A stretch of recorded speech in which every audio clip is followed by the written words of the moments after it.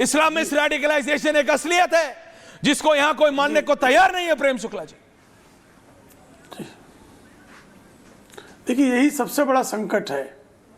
आप यजीद के पीछे ना खड़े हों, यह इस्लाम के तमाम पैरोकार कहते हैं कि माविया और यजीद के पीछे नहीं खड़ा होना है, इमाम हसन और इमाम हुसैन के पीछे खड़ा होना है। लेकिन आज भी उस्मा बिन लादेन के पीछे खड़े लोगों की संख्या बड़ी है, ऐमन अल जवाहिरी के पीछे लोग खड़े हैं, अफजल गुरु के पीछे लोग खड़े हैं, याकूब मेमन की शव यात्रा में लोग जा रहे हैं। आज भी अभी आप डॉक्टर उमर जो है वो आतंकवादी है, मान लीजिए कि उसको जो है पकड़ लिया होता, उसको निर्दोष कहने वाले लोग निकल पड़ते। 12 मार्च 1993 में याकूब मेमन की भूमिका पर सुप्रीम कोर्ट को भी आशंका नहीं।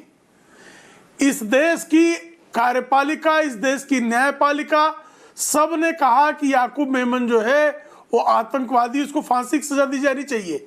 उसके बाद याकूब मेमन की कब्र सजा रहे हैं आप। उसकी यात्रा में जो है, उसकी शव यात्रा में जो है अल्लाह अकबर के नारे लग रहे हैं। तंजीम अल्लाह अकबर के जो नारे लगा रहे थे उनका सामाजिक बहिष्कार हमारे मुसलमान भाइयों ने कब किया? मैं मानने को तैयार हूं कि इमाम हुसैन और इमाम हसन को मानने वाले लोग हैं, लेकिन यजीद के खिलाफ तो आज भी आप बात कर रहे हैं। याकूब मेमन के खिलाफ आज बात क्यों नहीं कर रहे? अफजल गुरु के खिलाफ आज बात क्यों नहीं कर रहे? आप जैशे मोहम्मद के खिलाफ आज बात क्यों नहीं कर रहे? लश्कर तोयबा के खिलाफ बात क्यों नहीं कर रहे? हिजबुल मुजाहिदीन के खिलाफ बात क्यों नहीं कर रहे? नहीं, कितने तो आप जब एक सेकंड में आ रहा हूं ऐसे आतंकवादियों के खिलाफ समाज जब तक नहीं खड़ा होगा, और किसी को नहीं खड़ा होना का, समाज को ही अपने भी, अगर कैंसर अगर मुझे कैंसर हो गया, समझिए ऐश्वर्य जी, मुझे कैंसर हो गया तो ऐश्वर्य जी को के अंग काटने से मेरा कैंसर ठीक होगा क्या? उस कैंसर का सर्जिकल इलाज मुझे मेरे शरीर के भीतर करना होगा। आप हिंदुओं को दोष दे दें, आप सरकार को दोष दे दें, आप जैनों को दोष दे दें, आप यहूदियों को दोष दे दें, इससे कुछ नहीं होगा। नहीं, सरकार से अलग सवाल है प्रेम शुक्ला जी, मुझे सरकार से अलग सवाल है। तो आपको सारे गैंग, आपको ये सारे डॉक्टर ब्लास्ट के बाद पता लगे, आपको कोई चेकिंग नहीं थी, 3000 किलो फरीदाबाद में आ गया अमोनियम नाइट्रेट, सरकार से अलग सवाल है, वो मैं करूंगा। लेकिन फराज किदवई जी, नहीं ये गलत, फराज किदवई जी, नहीं गलत नहीं, पहले पता लगा, पहले नहीं पता लगा, ब्लास्ट हुआ, पहले पकड़ लिया गया था।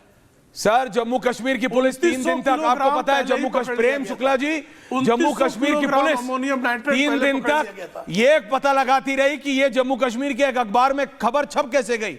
उस पर डिटेल में बात करेंगे, क्योंकि एक बार ये इन्वेस्टिगेशन निकला है ना, फिर आपसे 2 टूक बात करेंगे कि ऐसा किसने किया, क्या डिले हुआ। लेकिन फराज किदवई जी, आज इस्लामिस्ट रेडिकलाइजेशन इस स्तर पर घुस गया है।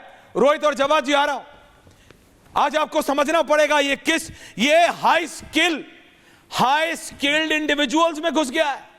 डॉक्टर्स, अभी पता लग रहा है एक इंजीनियर है, आप समझिए डॉक्टर शाहीन सईद, ये former head of pharmacology in a government medical college, ये women's wing of a Pakistan based terror group चला रही थी, और क्या बुलाई जाती थी? Madam surgeon.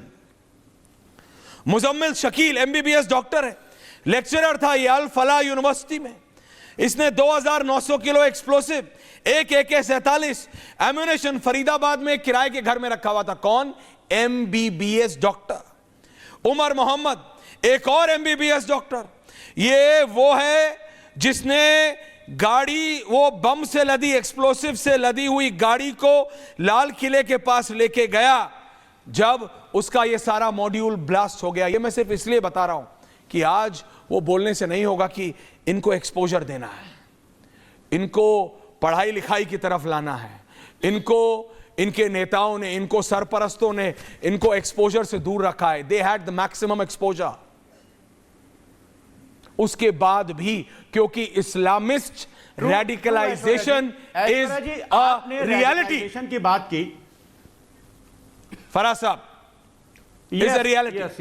यस, तो बोलिए है, बोलिए इस्लामिस्ट रेडिकलाइजेशन है। सर बोलने देंगे आप तभी बोलिए, आप ही के पास आया हूं। Yes, radicalisation is a reality. हाँ, रेडिकलाइजेशन इज अ रियलिटी, और रेडिकलाइजेशन का अगर आप हिंदी में ट्रांसलेशन करिएगा तो इसका मतलब होता है कट्टरता। यस, यू आर राइट, कि इस्लाम के मानने वाले बहुत से लोग ऐसे हैं कि जो कट्टर होते हैं, इसको डिनाई नहीं किया जा सकता है। लेकिन मौलाना अंसार रजा साहब ने भी एक बात कही, उसको मैं आगे बढ़ाऊंगा।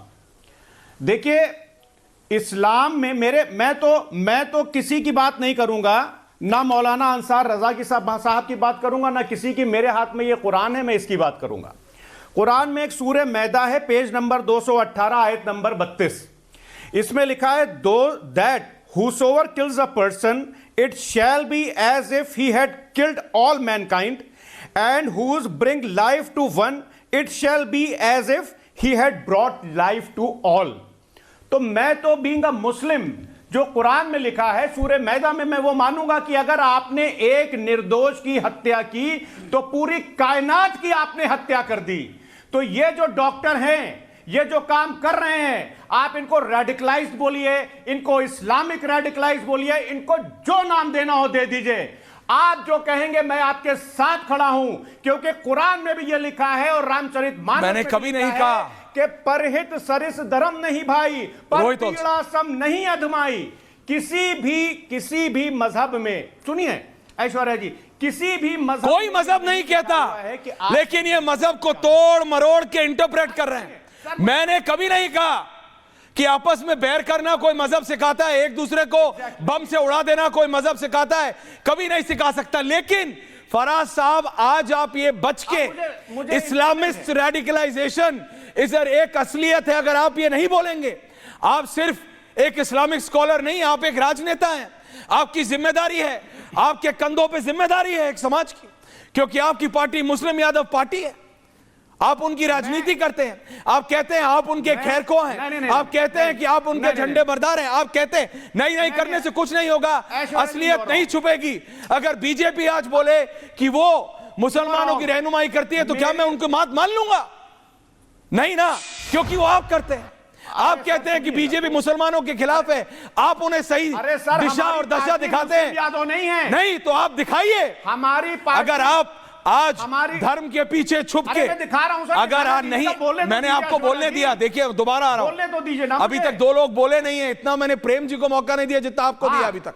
लेकिन आप समझिए, अगर आज भी आप धर्म की किताब के पीछे नहीं, देखिए, किसी के आराध्य, किसी की होली बुक, किसी का धार्मिक ग्रंथ कभी नहीं सिखाता खून करो, किसी का नुकसान पहुंचाओ। अभी तो अंसार साहब ने बोला ना कि पानी भी वेस्ट करना गलत है हमारे धर्म में, मैं मानता हूं उनकी बात, पर फिर ये कौन लोग हैं जो इन पढ़े लिखे लोगों के दिमाग में दिमागी कीड़े की तरह घुस गए?